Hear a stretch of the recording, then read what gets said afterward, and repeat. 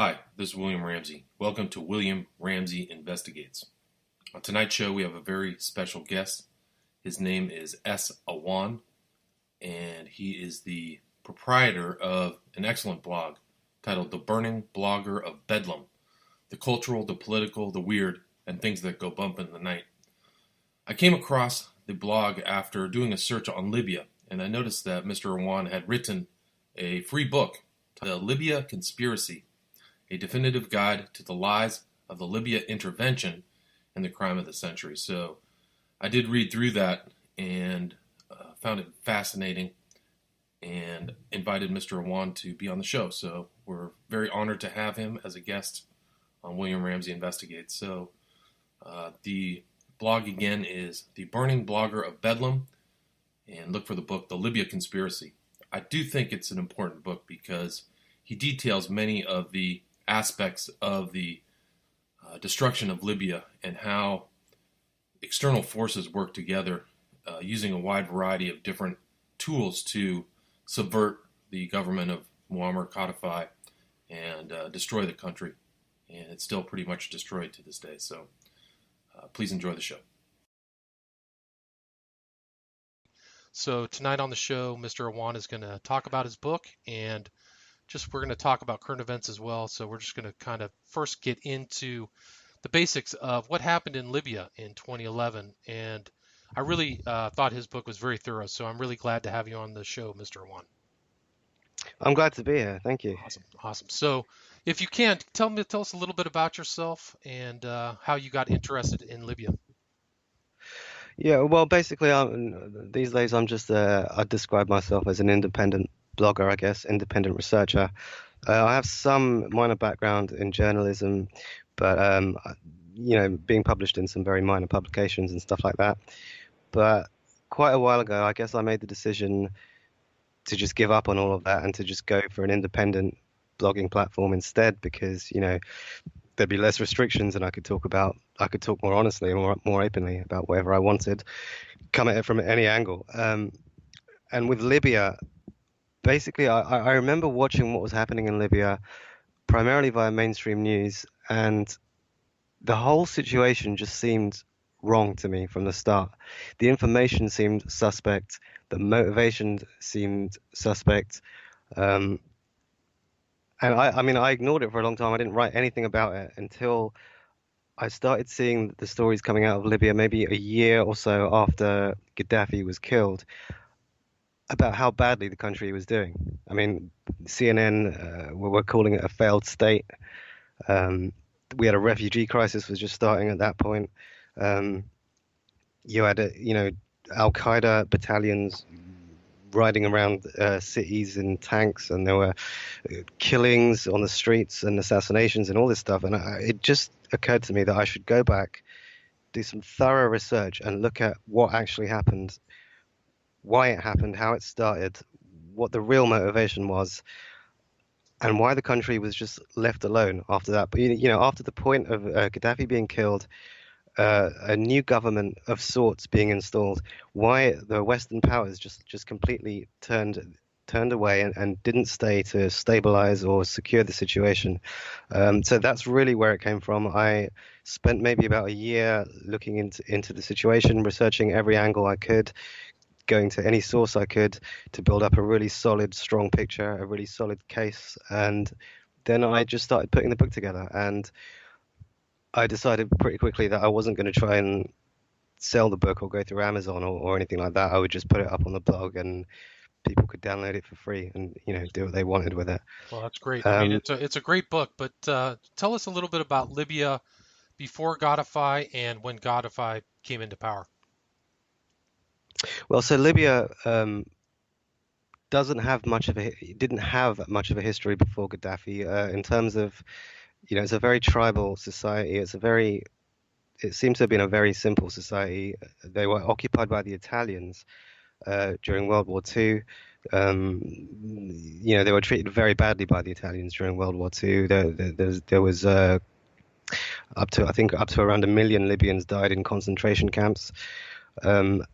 And so the Libyan, I guess the Libyan psyche has this kind of natural defensiveness against against foreign powers, and which began, I guess, with the Italians, but then it went on to the French and the Americans and the British after World War II, because they essentially wanted Libya as a colony, or as a client state, if you will. So that they installed this King Idris was basically seen as a British Western vassal in Libya, who was allowing basically Western powers to have military bases in the country and to siphon off natural resources and all the usual kind of stuff.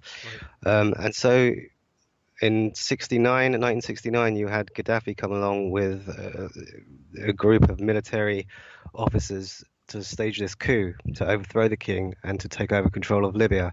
It was famously regarded as a bloodless coup. There was no fighting, there were no casualties. It was just generally regarded to have happened with the common consent of the people, generally speaking.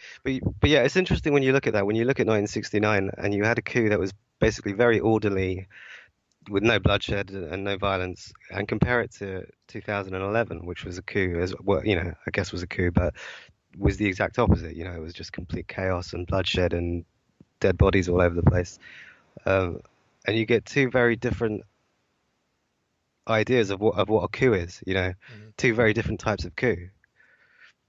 Um, and the coup in 1969 arguably led to a couple of decades of very solid growth and development, and economic development and social development and infrastructure building and all of this. Whereas the coup in 2011, where we're now 6 years or 7 years on, and there is nothing. I mean, there is just all these rival factions and terrorists and failing governments, and Well, let's talk about that. What was Gaddafi's policies in trying to build the infrastructure of his country? well, it was a very kind of. I mean, I guess you could call it socialist.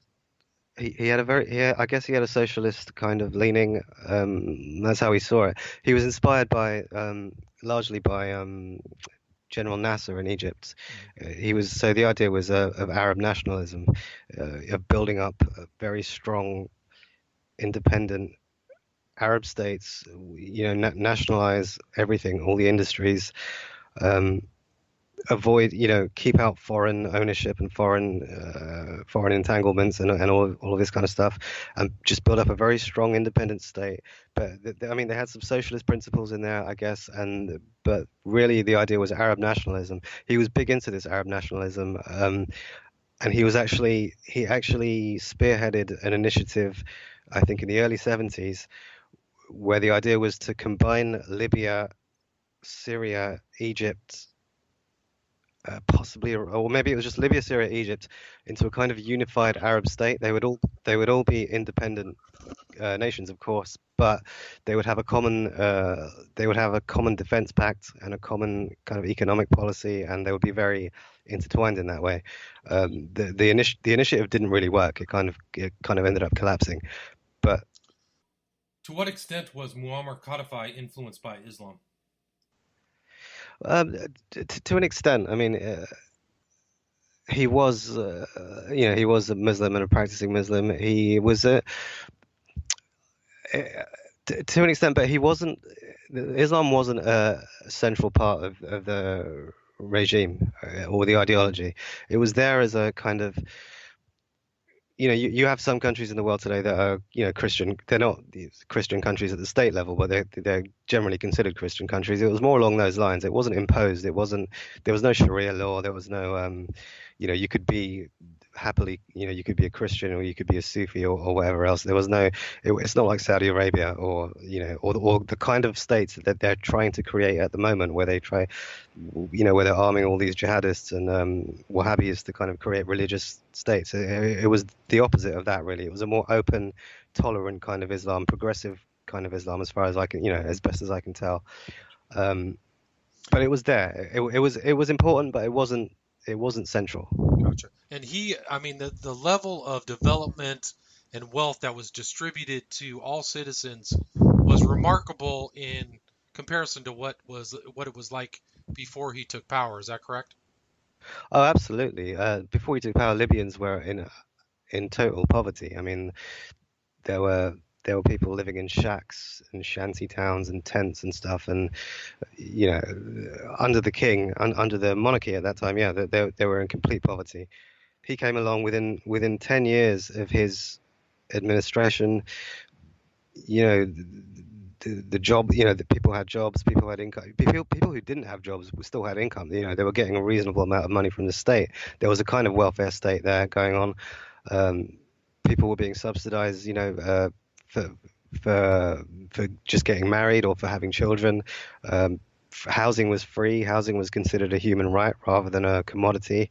There was all these kinds of policies going on, and I think he modeled some of it on Cuba a little bit to an extent, and he was very close to Castro. I know that. So, Okay.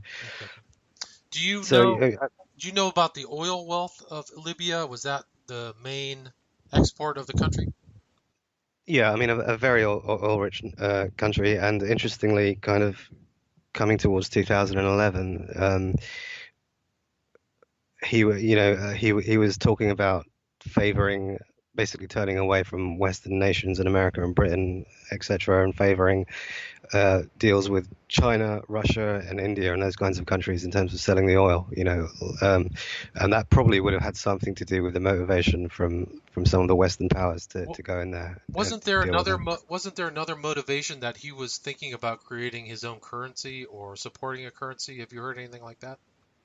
Yeah, he was. I mean, he was interested in creating an African currency backed by gold, basically. And he was also, I mean, this was also kind of part of. He had this agenda of trying to establish an African bank, an African central bank, to basically separate Africa from the African nations from the IMF and the World Bank, and to kind of have their own system going on, their own financial system, and so I mean I think he was some distance into already establishing that. They had already set up. I don't have the information to hand on, but they'd set up a central bank, I think in Cameroon or somewhere like that, and obviously there was a headquarters in Libya, and so he was part way down that route. And what's astonishing is how little that was actually reported in mainstream media at the time, leading up to kind of 2011, because it must have been going on for some time before that. I only found out about it after the fact Right. by looking at some interesting sources. But there was a complete blackout on these kinds of stories and initiatives.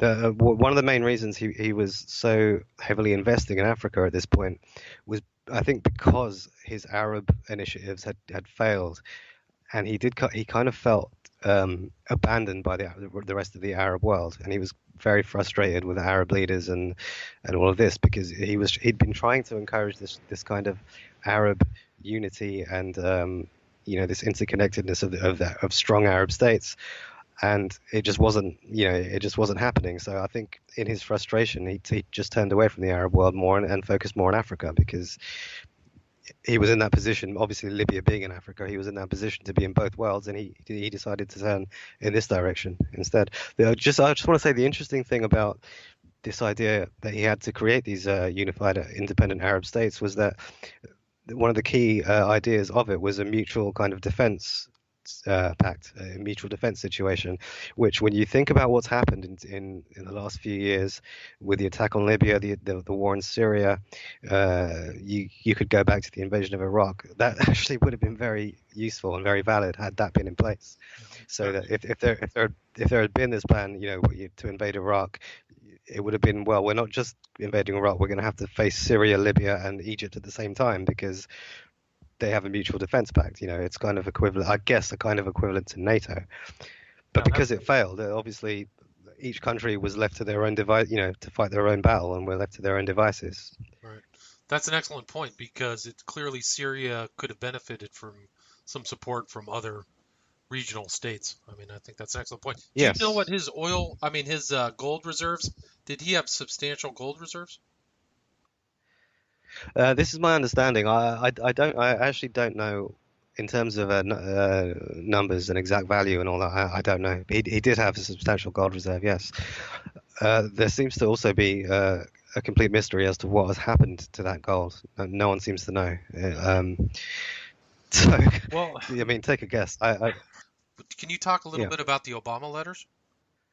Yeah, this was something I was yeah, I was quite surprised to come across this. So basically, very early in 2011, I think in February or March 2011, in the very early stages of the crisis, he wrote I think two letters at least to President Obama, basically explaining to him that what was going on in Libya was an Al Qaeda led armed uprising, and that they were fighting Al Qaeda. And he was basically just trying to explain this almost like a in a man to man kind of way, just like I think he almost thought that Obama was perhaps misreading the situation or had been misled, which is kind of, I still think to some extent Obama had been misled by his State Department under Hillary Clinton and by the French, into a misreading of the situation, um, to a large extent. And so these letters, Gaddafi is saying to him, please stop what please don't go along with this. Stop what you're doing. Let's return to diplomacy and let's have dialogue. Let's talk about Al Qaeda because Al Qaeda is behind this. This is what's going on. And I don't know that there were any. I mean, I assume Obama didn't reply to any of those. I mean, I'm actually surprised that those letters actually made it into mainstream media because that was my source. I think one of them I got from a French newspaper and the other possibly from an American newspaper, though I can't remember. I can't remember which one. But It kind yeah, of, it's very. it reminds me of Saddam Hussein kind of begging the Americans, like, we'll do what you want, whatever, how can we stop this? And the Americans really didn't listen. So I kind of saw that parallel. But yeah, I wouldn't be surprised at all if Obama was misled by Hillary Clinton and her State Department. But what was the actual beginning start of his overthrow? How did that begin? I mean, we could look at that a number of ways. We could talk about just 2011, or we could talk about a broader context going, because I mean, the reality is that they were wanting to overthrow him for a very long time. I mean, you're going back 20, 30 years, to even before Lockerbie and any of that, or when Reagan bombed Tripoli Right. back in the 80s and all of that, and some, Lockerbie being a false flag potentially, and there was the Berlin disco bombing, which was also pretty much revealed to have been a false flag operation too. All these things blamed on Libya to provide kind of justification for sanctions and for basically just vilification and outright demonization. Right. When it came to 2011, see, I mean, the thing when it came to by 2011, by that point, for at least 6 or 7 years, there had been a very much a cooling off and almost like or what seemed to have been a reconciliation. Um, Gaddafi was cooperating with the US in terms of intelligence and even rendition, I believe, in terms of fighting Al Qaeda and fighting Islamist jihadists and all of this kind of stuff. And Libya was beginning to open up a bit more, and some foreign businesses were returning. So I was very surprised in 2011 that our governments took the line that they did, because we were essentially, I mean, okay, I wouldn't say we were allies, but we were certainly on better terms at that point. Um, and so, my original thought was that, okay, there's this Arab Spring going on, there's this uprising going on. They're saying Gaddafi is attacking civilians and all this kind of stuff. So maybe they're misreading the situation and they've gone in on that basis. But then the more you look into it, you just come to the conclusion that no, they weren't misreading anything. This was all kind of planned out, because you get into stuff like yeah, I mean, you've read the book, haven't you? Yes. Yeah. So so the stuff about the social media accounts. Do you remember this? And how you had arms of the U.S. military basically setting up these scores of fake social media accounts on Twitter and what have you, and and the software being in place to create this impression of all these accounts being from inside Libya or inside Syria, and seeming very legitimate, Right. on the surface. But that was the Arab Spring started in early 2011, right? So Tunisia was supposedly overthrown. a popular uprising. So that was the state that Libya was in prior to the overthrow in late 2011, right?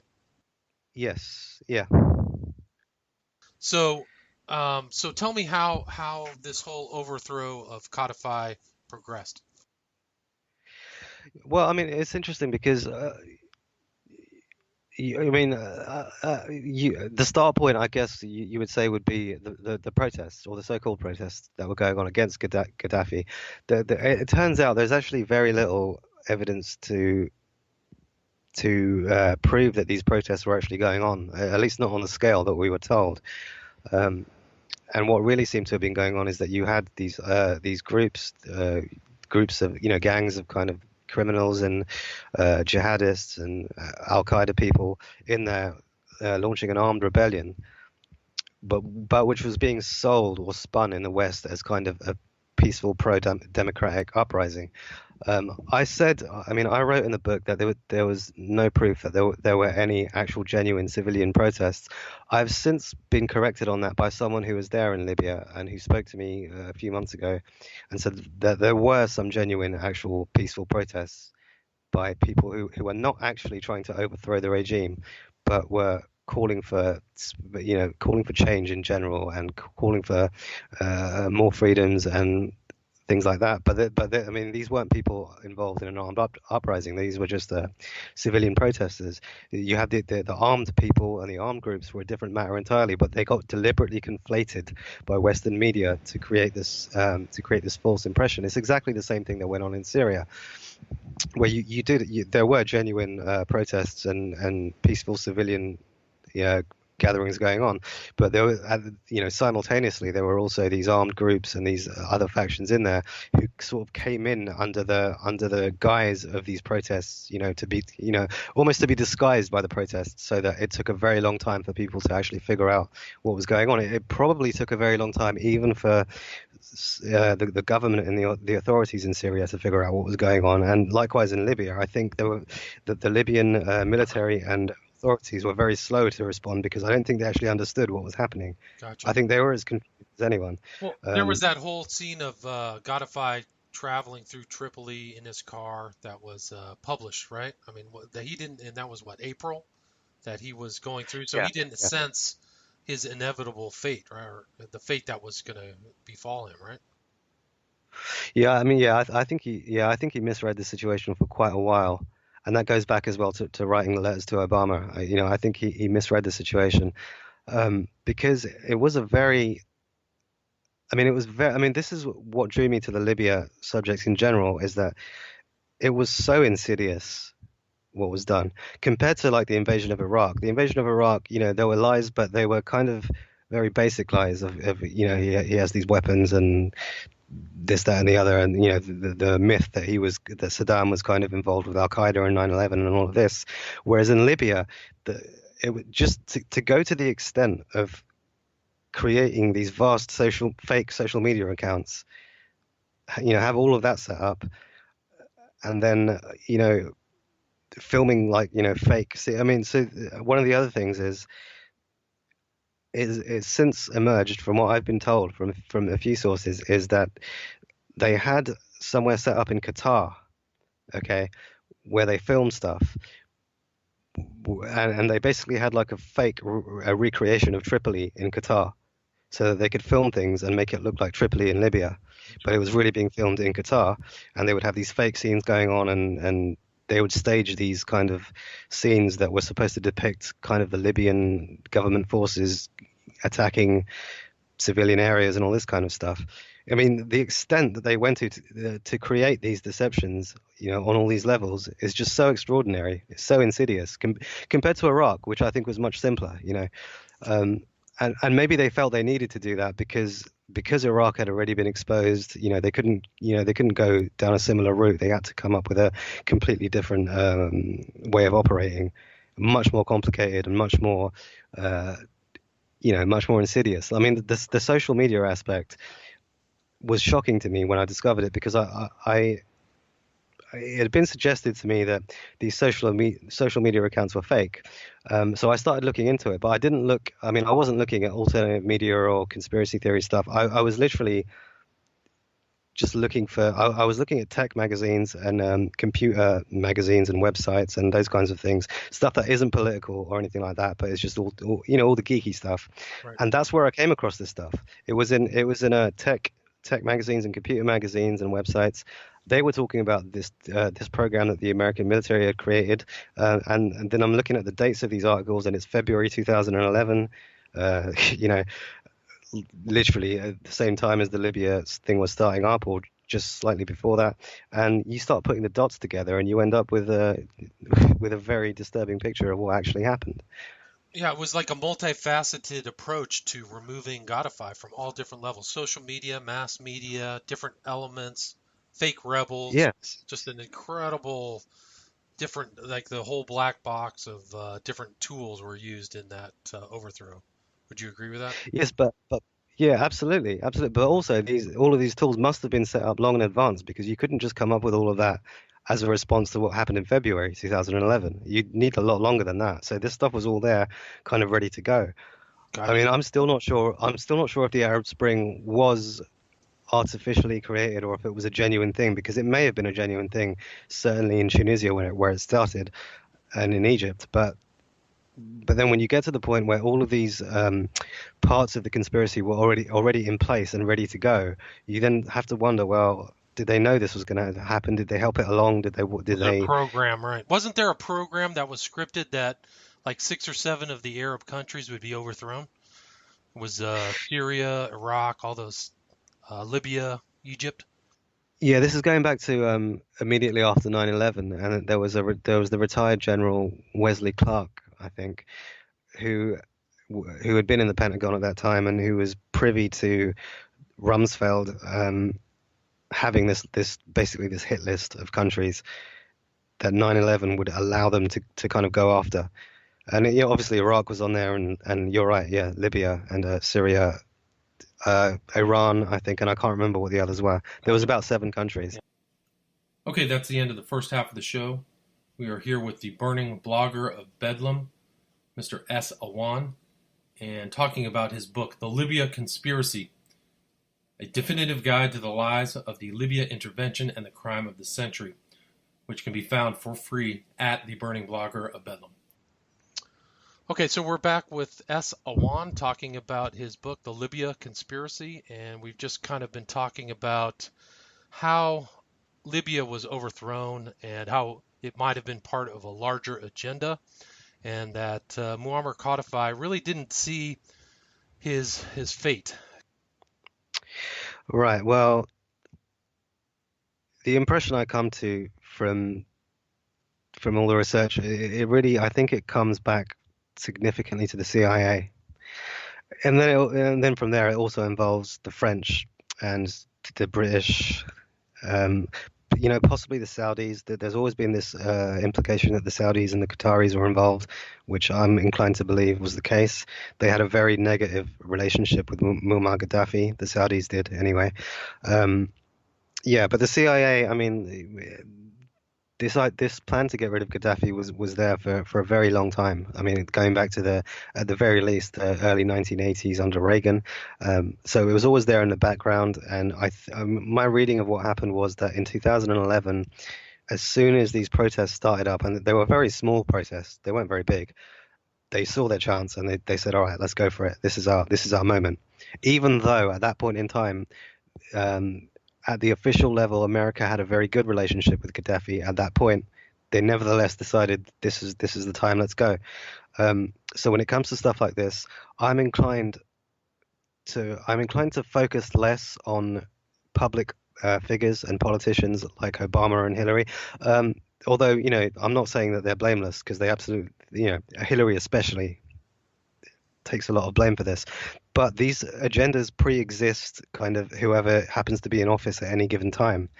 So, if you have the deep state or the CIA or any of these agencies who have an agenda, that agenda lasts for a very long, it doesn't matter who's in office, that whoever's in office, and I probably include Trump on this now as well, whoever's in office will end up going along with that agenda because it's bigger than them. It predates them. And so you have something like Libya where they've been planning since the 80s to get rid of Gaddafi. How many administrations have come and gone in that time? Maybe 2 or 3, and yeah, 3 or 4. There you go. And then you get to Obama, and I imagine the conversation is something like, okay, This sure. is an opportune moment. We've got the French on board. We've got the Yeah, Saudis on board. The yeah, Qataris are going to support. We've got some special forces available. Let's do it, right? Something like that happens. And he yeah, had to have absolutely. signed off on it, Obama and Hillary. Yeah, but I mean, from reading from what I've seen, it seems to me that Obama was less involved than Hillary, and I imagine that Hillary kind of just took charge of that. Being in charge of the State Department, just took charge of that, and Obama was like, "Well, okay, this is what we're doing." Um, just to go back on something you said earlier, you said about Gaddafi having not seen this coming and all of that. The interesting thing is, Gaddafi did see it coming for a very long time. He had been extremely paranoid about being overthrown from the outside. He was paranoid about the Saudis. He was paranoid about the Americans. There had been previous assassination attempts. All of this stuff had gone on. So a lot of this that gets said about Libya being a very oppressive state and a harsh regime and all that. A lot of this was to do with that paranoia about being overthrown from the outside. He almost felt like that they had to be on their guard constantly because of the threat. Um, and so I'm not excusing kind of dictatorship. That's not what I'm saying. But there was some justification in being very paranoid, very very defensive about threats from the outside. But what happened was, after kind of 2003, 2004, when Gaddafi started to open up more to the West, and there was a kind of reconciliation, and he got rid of his WMDs and all this kind of stuff. I think that's when he let his guard down. I think that's when he thought, okay, we're kind of friends now. Not friends exactly, but we're kind of on good terms now. We can loosen things up now. We can. I mean, he was even letting people out of jail right up towards 2011. There were all these people who'd been in jail for a long time. There'd been rebels, there'd been jihadists, people kind of under the sway of extremism and all of that. He'd had them in jail for quite a while because he considered them to be a threat. And just a few months prior, maybe even a few weeks, I might have that wrong actually, maybe just a few weeks prior to when the uprising started, he'd actually begun releasing some of these people from jail as a gesture of kind of, okay, this is a new start, let's all get along, let's all kind of, you're forgiven for these past associations and past things. There was some kind of de-radicalization program that had gone on where they were trying to rehabilitate these people, bring them away from the kind of radicalized views and all of that kind of jihadism and stuff, and send them back into society and all of this. That was obviously a mistake with hindsight. He wasn't to know that at the time because he didn't know what the foreign kind of agencies were up to. But he had this naivety that had never been there for like 20 or 30 years when he'd been very paranoid and protective. It was only in these last 7 or 8 years that he started to open up again. One of the main reasons he did was because of his eldest son, Saif Gaddafi, was a very kind of modernizing kind of influence, and he wanted to open Libya up and go in a new direction and all this kind of, he'd been wined and dined in Europe. He'd studied at the London School of Economics in the UK. He was friends with Tony Blair. He was, I believe he was even friends with the Rothschilds, believe it or not. Well, not friends with the Rothschild, but he'd been wined and dined by the Rothschilds and all this kind of stuff. So he was a big influence on getting his father and getting the regime to kind of start to go in a different direction. One of the saddest things that I saw during all of this was an interview that Saif Gaddafi gave to RT during this crisis, where you could just see how betrayed and upset he was. And he's basically saying, I don't understand. I thought the Americans and the Europeans were our friends now, and we were all getting along. Why is this happening? What's going on? He then, of course, goes on to the issue of we're never going to trust them again. We're never going to, that's it. We're done. He didn't make it, did he? No, he's alive. He's alive. Okay. One of the codified sons was killed, right? Isn't that right? One of Gaddafi's sons was killed, but the eldest, the one that I'm talking about, Saif, is still alive. In fact, he had been in jail since 2011. He'd been held by one of the militias. And in 2015, he'd been sentenced to death to be executed, but it never happened. And just around 6 months ago, last year, he was quietly released from detention against the wishes of the Libyan government and with the current Libyan government and all these different factions. The faction that were holding him released him.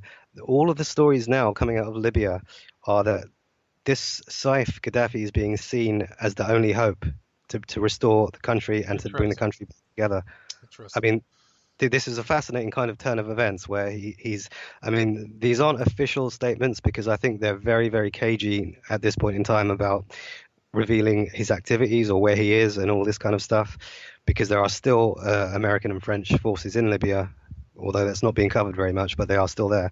So there's fears about that.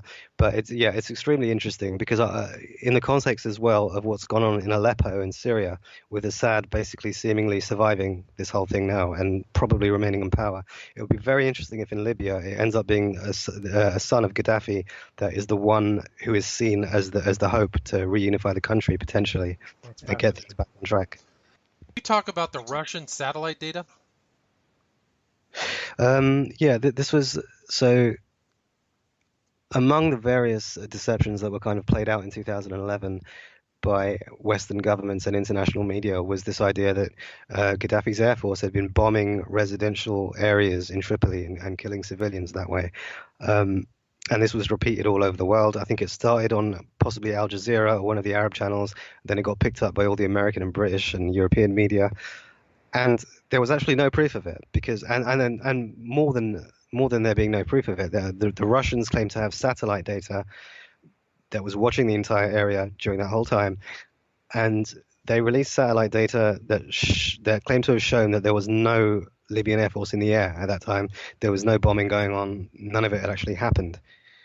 Now, unfortunately, the only source I have for this is RT, because no other media covered this or acknowledged it or anything else. So, I'm citing RT as the source because they're the only source. There's no way to verify that. But on the other side of the equation, the Western media didn't actually provide anything to verify their claim either. So Interesting. it's a question of who you want to believe. But the Russians claim to have satellite data all along. Twitter accounts. Talk about the YouTube strategy.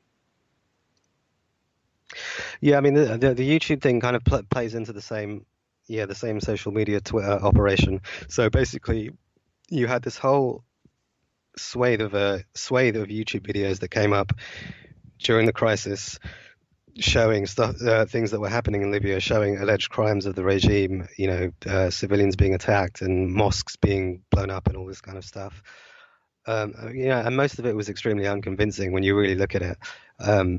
But I then sort of discovered it through, I think, another blogger whose name, unfortunately, I can't remember. But then I spoke to some people in Libya who, via email, who seemed to confirm this, which was that there was no YouTube in Libya at this point in time. Wow. The YouTube was blocked in Libya. So immediately, you have to ask the question of Well, it's just how. it's sophisticated propaganda campaigns by the people behind the war, just like they did in Iraq or where I think there was a recent statistic that came out that said $500 million were spent on phony propaganda for the Iraq war, like a huge amount of money. So all these fake videos and stuff like that. It's probably the same thing in Libya. Yeah, well, I mean, this also goes back to what I was saying about Qatar and kind of setting up fake locations Right. made to resemble the locations in Libya. So I assume that a lot of these videos were shot in Qatar on fake sets and what have you. And this is also the same thing, a couple of weeks ago around Christmas when all of this was happening in Aleppo. And I'm watching all these news reports on the BBC and on CNN and all this stuff. And on the BBC, I was watching that they were talking to people in Aleppo who they identified as activists and the white helmets and all. Do you know about the white helmets Yes. and all this stuff? Uh-huh. So they're talking to these people on the ground and they're filming via Skype. And so they're filming live. And there's all these, they're making all these claims about we're under attack right now. They're coming, the army's coming, the Russians are coming. This is our last message. You in the West have abandoned us and we're all about to be killed and all this stuff. And you're watching that thinking, well, hang on a minute. You're telling us that Aleppo is under siege. You've been bombed to hell for months, and you're being bombed right now by the Russian Air Force. There's the Syrian army on the ground attacking you, blowing up buildings, all of this stuff. Okay, you apparently have been cut off from food and supply and electricity and all of this stuff. How do you have internet? How are you sending a perfect Skype call with in perfect quality, live at the scene with no electricity. How is that happening? What's going on? And you've got BBC reporters sitting there. I don't know if that question even occurs to them or if they're knowingly in on this or what. I don't know what's happening, but how do you not ask that question? I guess the kid who was supposedly taken out of the rubble. I don't remember. Did you see that story? He had like ash on his face. That turned out to be fake. Yeah. Yeah. Just on the white helmets. Have you heard of Vanessa Beeley? No, please tell me about that. Yeah, so Vanessa Beeley is a British peace activist and independent journalist who I've had quite a lot of contact with. I've spoken to her a bit on my blog, and she has a blog as well. And she's been out in Aleppo fairly recently and in Syria quite a bit. And she's probably the primary source of the exposure of the white helmets for what they, for the kind of fake organization that they are and all of this.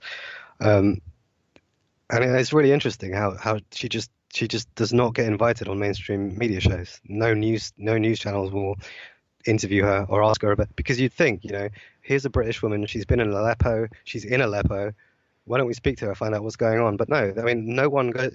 I mean, she's been on RT, she's been on some alternative media and stuff like that, but no one's interested. Interesting. Instead they're speaking to these people who we don't even actually know who they are, and all these dodgy things going on. You've got an actual independent journalist there on the ground who's not being approached, and then you have Western media who don't have anyone on the ground in Aleppo. Literally no one. CNN had no one there. BBC had no one there, but who are reporting on it and purporting to show us what's going on in this city where they have no presence, where they have no one there. It makes absolutely no sense. Yeah, it makes sense. I heard about the white helmets from 21st Century Wire. Yeah, she is a contributor to 21st Century Wire, so it might have even been some of her stuff you were reading, I imagine. I might have just not put the name to the story, so that's probably it. Well, let's get back to kind of the Libya conspiracy and talk about rebels, mercenaries, terrorists, people disguised as Arabs. Can you talk about how that kind of military assault took place on Libya? Yeah, right. Well, I mean, so basically, when you ask the question of who was actually on the ground in Libya doing the fighting against the Libyan government, there's a couple of tiers to this. So at the first level, you have kind of armed rebels who've been armed from the West. This is a mixture of people. You've got some mercenaries there, but basically it's a mixture of people who are jihadists or aligned with Al Qaeda or some of these kinds of groups, or just basically criminals for hire and all this kind of stuff going on. A lot of kids got swept up in this and were basically just given weapons and told to get involved and all this kind of stuff going on. But then you go up from that. You go up one and you've got the foreign agencies on the ground. So beginning with the French, it seems pretty clear from what the information I've seen that there were French agents on the ground from literally day one. Literally the very first incident that there was in February 2011, the very first incident involving armed people attacking military locations in Libya, you probably had French agents on the ground. After that, you then start to get American and British and other and Qatari and other personnel getting involved. A lot of these were disguised as Arabs. I mean, I talked about this. The interesting thing is when you research a lot of this stuff, you don't even have to go to alternative media or so-called conspiracy sites or any of that kind of stuff. You can just go to mainstream media because they leave clues scattered all over the place, whether deliberately or otherwise. So I mean, a lot of this stuff I was getting actually from the Guardian and from Washington Post, mainstream media, revealing that the SAS were in Libya on the ground. But that they were there kind of unofficially, at a point when we weren't officially involved at all. We hadn't even had a UN resolution or anything, but the SAS were on the ground, and they were apparently going after Gaddafi. This was all in mainstream, journalism. They were there working with the Qataris, so you had lots of Qatari agents on the ground who, because they are Arab and have that natural kind of complexion, they were able to kind of blend in and with the locals and kind of sell themselves as Libyans and all of this kind of stuff. There was some talk of British operatives, basically. I mean, British operatives basically using Qatari operatives to impersonate Libyans, and all of this was going on. There were mercenaries from all over the world there. There were people who'd come from the US. There were CIA agents on the ground. There were jihadists from Afghanistan, which is quite far away from Libya, on the ground in Libya, who'd been shipped there by the CIA. Somewhere in the area of around 1,500 or something like that of them. There were jihadists who had been involved in Iraq in fighting against US forces in Iraq, who were now shipped into Libya to fight against the Libyan state. So there's this whole mishmash of just Whole group just of the worst of the worst. irregular forces, special forces from all Yeah, different yeah. governments. What do you think the total amount of irregular troops on the ground was? Well, in terms of from Western states, probably not that many. Because it wouldn't take that many, because you don't need to be there. You have all these proxy armies there already. You have all these rebel groups and what have you. So probably not that many, but there would have been instructors, and there would have probably been handfuls of people scattered around Libya, kind of overseeing things and um, setting up because a lot of these people doing the fighting on the ground, the local people, didn't really even have any experience of using weapons and all this stuff. A lot of these were just amateurs who went along with the riot for whatever reason. I mean, whether they were bribed or whether, there's a lot of evidence to suggest that there were drugs involved as well. So What is so Captagon on that subject? What's Captagon? yeah, so I didn't know a lot about Captagon until I started looking into it, and it's an amphetamine. It's a drug that has been quite popular in some of the Arab countries, and so the information suggests that a lot of these pills have been discovered in Syria, among rebels in Syria doing the fighting. Yeah, I've heard that. And yeah, and so this kind of got me, because you go back to 2011. I remember there was a speech that Gaddafi made about claiming that these rebels were on drugs, and I never took that seriously at the time because it just sounded like a weird kind of thing to suggest. And I know most of the media mocked it. But then you start looking at the situation in Syria, which is very closely married to the situation in Libya. They're basically one situation, is how I've always seen it. Sure. And all of these drugs were being discovered among Syrian rebels and jihadists and all of this. A lot of them were discovered in kind of altered states of consciousness. Some of these really extraordinary acts of barbarity that were going on. So you had you must have heard about the guy who ripped the heart out of a Syrian soldier and ate Yeah. it, or, Yep. things like that. Do you think he was You on start to think, Captagon? Yeah. yeah, you start to think, would anyone in an ordinary state of consciousness even go anywhere near doing something like that? I mean, I don't care how angry you are or how much you hate the government. Or really, you're going to rip someone's internal organs out and eat it on camera, knowing that you're being filmed? I mean, It's not unheard I of. mean, Hitler gave his troops methamphetamines. A lot of guys on flight missions, long-term aerial missions, are on amphetamines. So they call them pep pills, which is a nice term for it. yeah, But yeah, it's not unheard of. yeah. Yeah, absolutely. Yeah, no, I have I've written about that as well. Yeah, because books have been written on Hitler and the SS and the involvement of amphetamines there as well. So yeah, it's not necessarily a new thing, Right. but it's just another level to what we were saying before about how insidious all of this is, and just how many levels of this conspiracy there are and how much was thrown into it. It's You know, just different um, tiers. The strange tiers of the yeah, media, the military, the kind of drugs on the ground. There was racism going on in the whole fight too, right? Wasn't there kind of a lot of anger towards Africans and things like that? Do you want to talk about that? yeah. There was Yeah, so what you had in Libya, there had been a lot of migration, a lot of, I guess, migrant workers from other African countries, from kind of sub-Saharan Africa. These are all people from very, very poor countries. So, a lot of them would come up to Libya because Libya was doing so well. Libya was so prosperous for an African nation. Um, and Gaddafi, I think, kind of encouraged a lot of this because he wanted they wanted the workers for construction projects and for all of this stuff.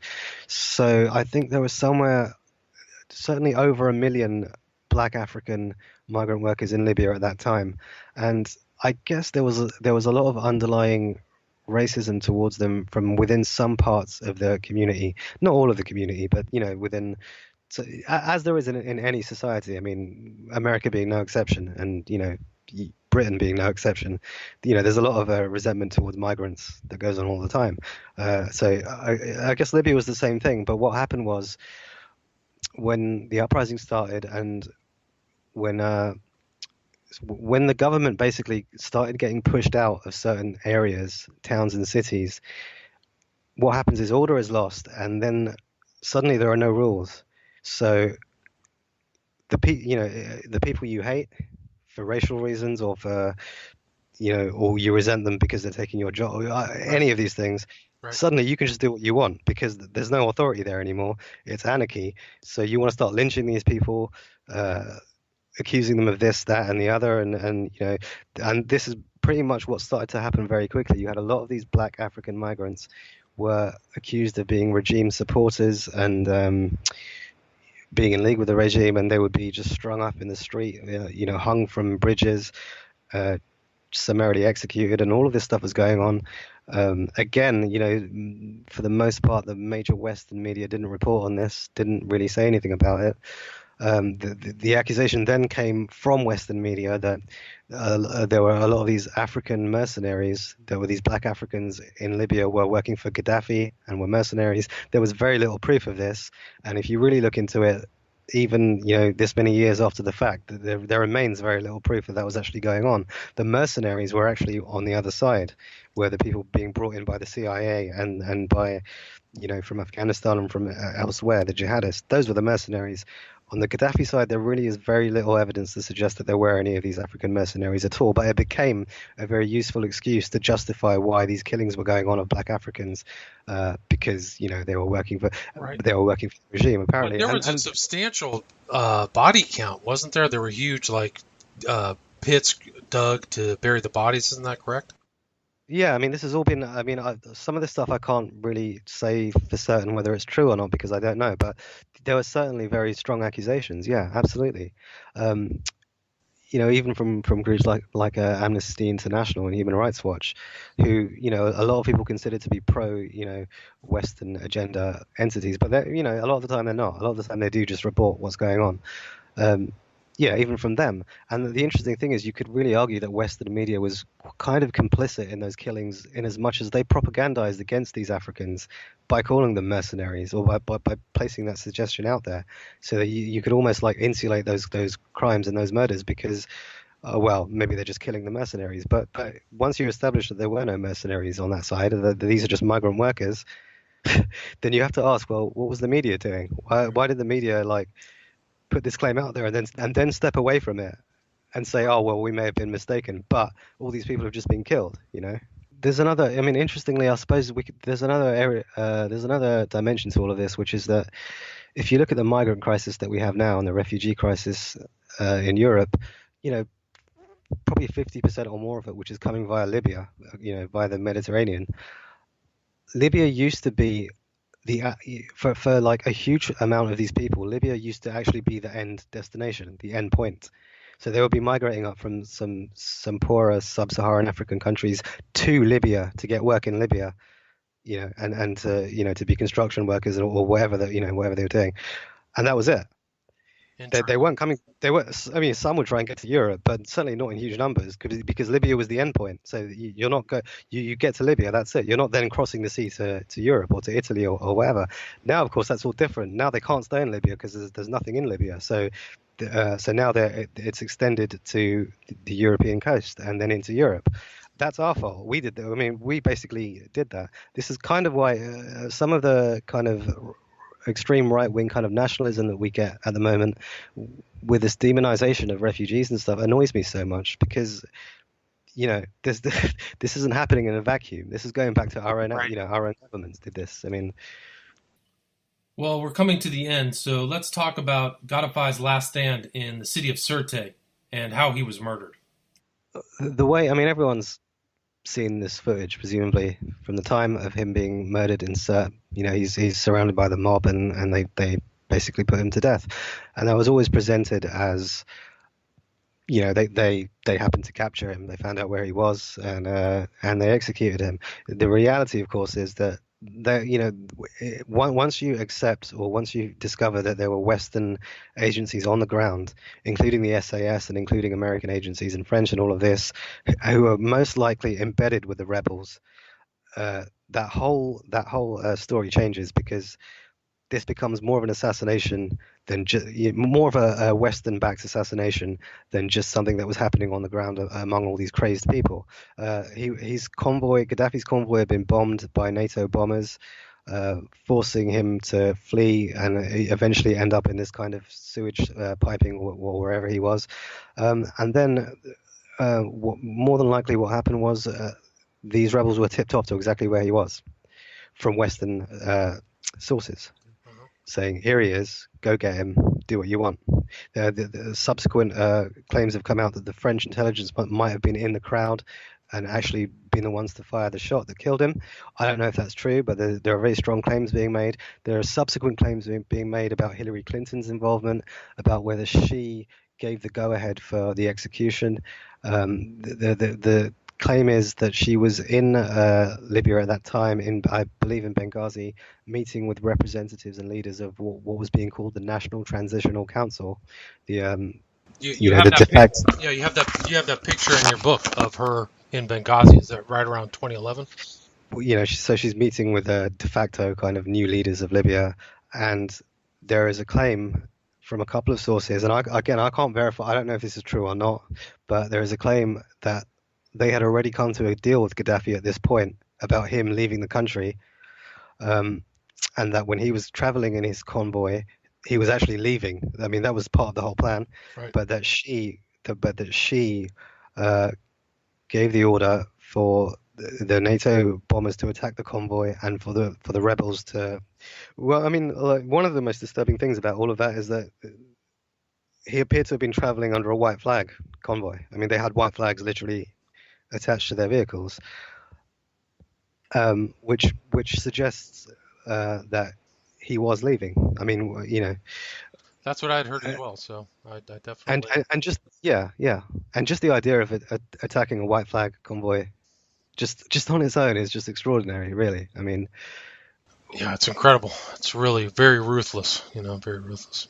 So what's happened in Libya since the death of Gaddafi in 2011? How has the country reacted to his demise and the regime's demise? well, Libya now basically is a failed state. It's pretty much in complete chaos. Um, so the National Transitional Council, which was the authority that was put in place to replace Gaddafi, lasted for maybe about a year, maybe a year and a half. That's long gone. So then in 2014, I believe, Libya erupted into a second civil war, where different factions who had, previously overthrown Gaddafi were now fighting each other for control of the country. Interesting. Who That's who kind won? of Who won? Well, it's kind of unresolved. Like, it's difficult.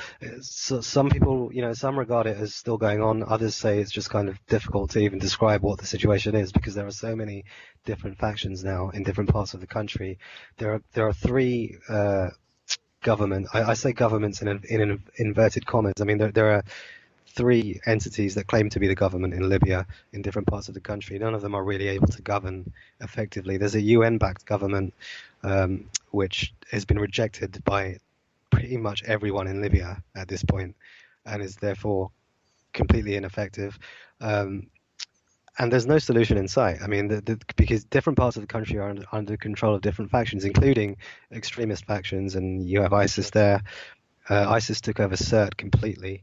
Then the Americans, I think, have gone in recently, in recent months, to drive ISIS out, which supposedly has been happening, but that still doesn't solve the situation. I mean, it's just complete chaos. Well, I think maybe that is the resolution that the Western powers want, is to totally balkanize some of these states and put them into tiny little principalities that fight among each other. So, unfortunately, I think that was part of that seven nation agenda, was to, destroy the bigger nation states and make them fight amongst each other, devolve their power. Yeah, I think you're almost certainly correct. And I suppose it's scary to consider really that's not really over yet, because the 7 nations on that list haven't all been dealt with yet in True. that way. So Well said. I think probably Iran is the next big issue. Yeah, I I think would you're right. imagine. I think you're right. So in kind of bringing this full circle, bringing it to an end, do you want to talk about how the events in Libya are can be projected to the modern age, to Syria, or what you predict for the future of that region? Well, in terms of predicting the future of that region, I won't even attempt it, because I mean, it's who can know? There's just so much going on. It's complete chaos. Right. There's no way of predicting what's going to happen. In terms of Syria, I mean, the Libya and Syria things were basically the same event, in my view. The same event, using the same tactics, involving the same players, the same international orchestrators, and the pretty much identical situations on the ground. It's just that the Syria thing got played out for a lot longer. Partly because Syria is a much bigger country, and partly because the Russians were involved in Syria. So, you know, Assad kind of had support from the outside, from Russia and Iran, whereas Gaddafi was kind of on his own and didn't really have anyone backing him. With Syria, um, I mean, the war in Syria isn't over. I expect it to be over within maybe, I mean, maybe within a year. Like, I really don't see it going on for longer than a year in terms of having any lingering question about who is going to be the government in Syria or anything like that. I think it will be Assad, and he will stay. And that's probably for the best. In Libya, the situation is much more difficult to talk about, because you have, like as I was saying, there is still the ghost of Gaddafi in Libya. His children are still supposedly, according to a lot of sources, which again is difficult to verify, but are still trying to organize a resistance against all of these foreign-backed terrorist entities and what have you. And so it'll be interesting to see where that goes, whether they will try to do this very covertly, or whether they will come out into the open and kind of declare themselves. There was a statement put out maybe 2 weeks ago, very early in the year, but which was basically called I've forgotten what it was. I think it was called the Founding Declaration for the Liberation of Libya, or something like that. And it's on my blog if anyone wants to see it. And it was basically this. Can you restate your blog again? Oh, it's the Burning Blogger of Bedlam at WordPress.com. It's an excellent blog, so go check out all of his posts. And anything else that we missed that you would like to talk about? A lot of it is basically in the book, and the book is a free download. So if you go along to the blog and look for that, most of it is there. Oh, well, I mean, I write about lots of different stuff. So I've been doing a lot on Trump recently in the election. Bits and pieces on Brexit and all of that. I'm quite interested to ask you, because of where you are, what you make of this election that's just happened in America and the situation right now. I thought Hillary was going to win. I was 95% sure she was going to take it, so I was surprised when Trump won. So I think that he's put around him some very intense military people, and he's Yeah. already starting to take action. I think that the decision to come out of the TPP was good. That was an excellent decision for the country, so I like Yeah. that. But you got to see what somebody does. I really don't know if he will enact or do what he said he would do when he was campaigning.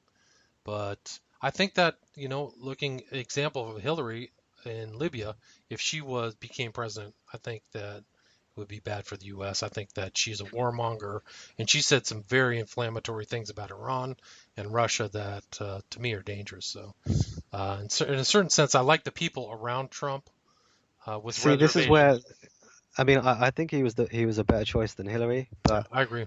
I have serious reservations though about Trump and some of the people around him. Maybe not so much Trump himself, but some of the people around him. And I mean, I've posted about this on the blog if anyone wants to check it out. But there are a number of neocons that have seem to have been brought into the fold around Interesting. Trump, which I find Which a bit ones? troubling. Well, see, I have a list of them on the blog. And I can't remember exactly which ones. There was James Woolsey, and See, I wasn't you aware know, that he was back. The central figures for me are, what is it, Kelly, Mattis. Those guys are all military guys. I like Pompeo as the head of the CIA. I think it was mm, very wise of Trump and Pence to go to the CIA and talk to them the first day. I think that was an intelligent move by either them or their advisors, because they have a lot of skills in doing different things. So for me, that Yeah. was wise. But yeah, I have to say I like some of the things Trump has done with reservations. So we'll see what happens in the future. I don't know. Ladies and gentlemen, that was Awan, whose blog is the Burning Blogger of Bedlam, where you can find the book, The Libya Conspiracy. So please go to that blog, take a look around. He has a wide variety of other different posts about a variety of subjects, and they're definitely worth reading, particularly the book, The Libya Conspiracy. Thank you. Have a good night.